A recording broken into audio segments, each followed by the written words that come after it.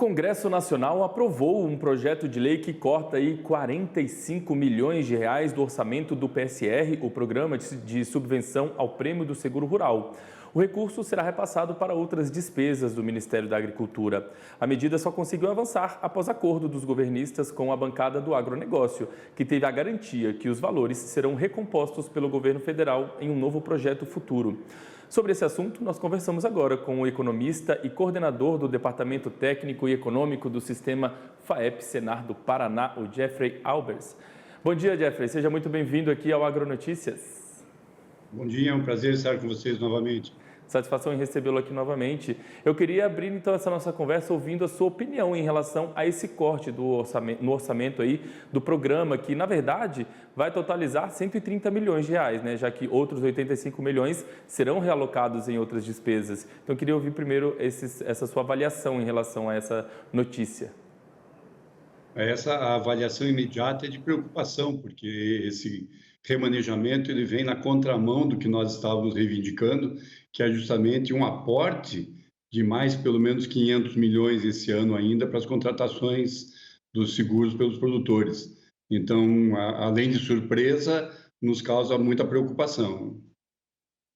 A previsão dos recursos para o programa era ali na casa de 1 bilhão e 60 milhões de reais, mas o valor executado na prática foi de 933 milhões, mais ou menos. Recurso já esgotado, ou seja, é preciso que haja então uma subvenção quanto antes para o setor. A previsão que nós tínhamos e quando fizemos as propostas para o Plano Safra era de que fossem disponibilizados para esse ano 2 bilhões de reais para atender uma demanda existente no campo. E desses 2 bilhões só foram disponibilizados, como você falou, 1 bilhão e 60, e na prática só 933, e agora a gente vê ainda uma redução dessa possibilidade. E para o ano que vem a gente já tem uma demanda de 3 bilhões, porque a ideia era de que a gente tivesse um incremento nessas contratações, mas o que a gente vem observando na prática é uma redução, principalmente porque o custo do seguro ficou mais alto e sem a subvenção os produtores não conseguem absorver esse custo dentro do seu processo produtivo. Então, muitos produtores não estão contratando e isso desencadeia um problema no futuro possível de, se houverem perdas, os produtores não terem nem como arcar com o crédito rural que foi contratado para a execução das safras. Então, é uma situação realmente muito preocupante. Por falar em safra, Jeffrey, aí na região sul, o seguro rural tem sido um mecanismo essencial, né, de auxílio aos agricultores. Foram 3 safras já seguidas de estiagem grave, agora enchentes, aí estragos por conta das chuvas intensas. Não dá para ficar sem previsibilidade, né, desse orçamento de recursos. A gente vem de geadas lá em 2021, depois a seca intensa e agora muitas chuvas. O estado do Paraná vem sendo afetado fortemente, mas agora o Rio Grande do Sul, que também é um grande contratante de seguro, vem enfrentando sérios problemas. E claro que isso desencadeou um volume grande também de indenizações. As seguradoras também, como a gente diz, pisaram no freio, porque o risco é grande. Nós entendemos toda essa conjuntura, mas o desencadear, como eu comentei, ele é muito pior. Nós termos a gestão de risco controlada através do seguro rural é muito melhor do que nós termos que renegociar dívidas no futuro.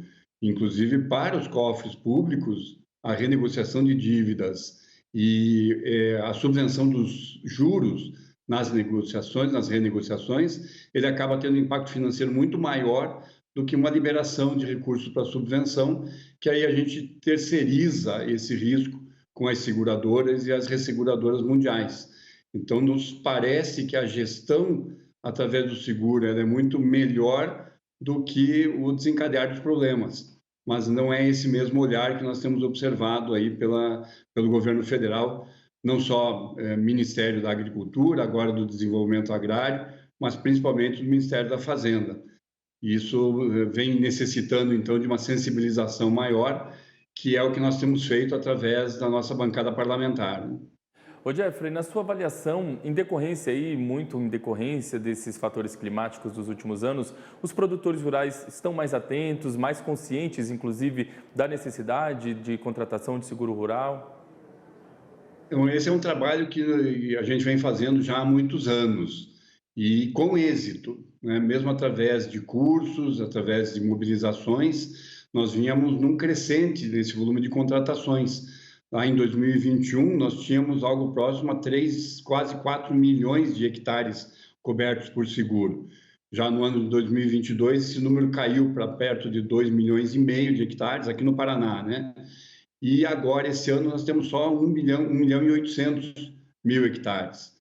Então, isso demonstra que não é só a questão da sensibilização e dos produtores entenderem a importância, mas hoje, como é um produto caro, ele precisa do aporte, do auxílio do governo para a contratação. As taxas de seguro, infelizmente, são caras e, como eu comentei, os produtores não conseguem arcar plenamente com esse custo. E, apesar deles terem ciência, deles saberem que é importante fazer esse processo de gestão de risco, eles não têm condições de fazer sozinho. O cenário ideal seria que a grande maioria, né, dos produtores rurais conseguissem ter esse seguro contratado. Inclusive, o seguro, quando o produtor rural ele tem um seguro contratado, ele encontra menos dificuldade, né, para conseguir financiamento ou pelo menos conseguem com custos menores esses financiamentos, né? É uma segurança também para essa questão de financiamento. O seguro ele parte do princípio do mutualismo, né? Então, quanto mais as pessoas aderem ao seguro, menor é a tendência por conta da pulverização do risco. E aí ele desencadeia esses benefícios que você citou. Para o crédito, no olhar das instituições financeiras, sejam elas bancos públicos, privados ou cooperativas de crédito, se existe uma garantia no recebimento, esse financiamento tende a ter um custo menor. Então, além de baratear o seguro, também barateia o custo do dinheiro.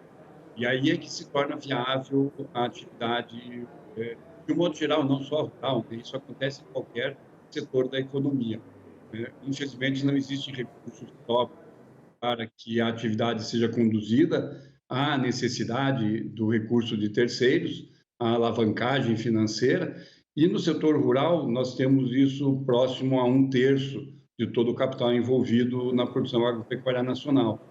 Então, quanto mais a gente conseguir que esse recurso seja barato, tem um custo menor, mais viável se torna a atividade e a permanência dos produtores na atividade, reduzindo aí a evasão do campo, inclusive.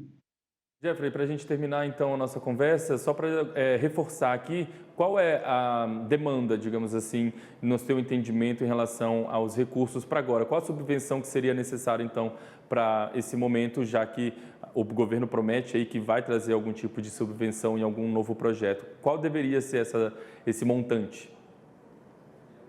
Hoje, no frigir dos ovos, né, a nossa demanda é de 500 milhões ainda para esse ano, e mantemos um pleito para o orçamento do ano que vem de 3 bilhões para atender e a gente recuperar o ritmo de contratações. Então, pelo menos ainda para esse ano, nós estamos chamando os deputados, senadores, para que apresentem projetos de lei, emendas ao orçamento, para a gente recompor aí pelo menos 500 milhões para as contratações em 2023 ainda. Achar espaço no orçamento é sempre um desafio, né, para o governo. Vamos ver, então, a gente acompanha aqui de perto todas essas movimentações. Queria agradecer a sua participação, Jeffrey, e deixar o espaço aberto para que você sempre retorne aqui para comentar com a gente esses e outros assuntos importantes para o nosso setor. Muito obrigado, tenha uma ótima quinta-feira. Obrigado, um abraço a todos.